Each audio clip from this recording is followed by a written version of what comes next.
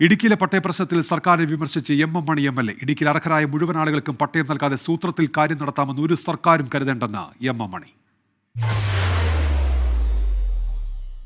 വനം വകുപ്പിനെയും റവന്യൂ വകുപ്പിനെയും ഒരുപോലെ നേരിടേണ്ട സ്ഥിതിയാണ് ഇടുക്കിയിലെന്നാണ് എം എം മണി പറഞ്ഞത്. ഇടുക്കിയിലെ ജനങ്ങൾക്ക് സ്വസ്ഥമായി ജീവിക്കാനുള്ള അവസരമുണ്ടാക്കണം.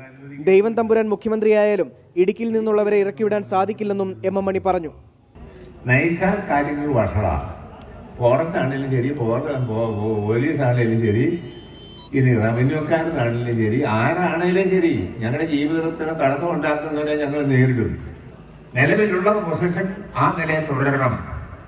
അതിന് ഒരു വിഘാതവും ഏത് ഫോറസ്റ്റ് ഉദ്യോഗസ്ഥനല്ല, ഏത് ദൈവം തമ്പുരാൻ ശ്രമിച്ചാലും ഞങ്ങൾ അനുവദിക്കുന്ന പ്രശ്നമില്ല.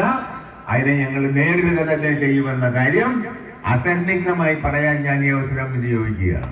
പട്ടയം നൽകാതിരിക്കാൻ ഇല്ലാത്ത ചട്ടവും നിയമവും കൊണ്ടുവന്നാൽ നിയമം കയ്യിലെടുക്കുമെന്നും എം എം മണി.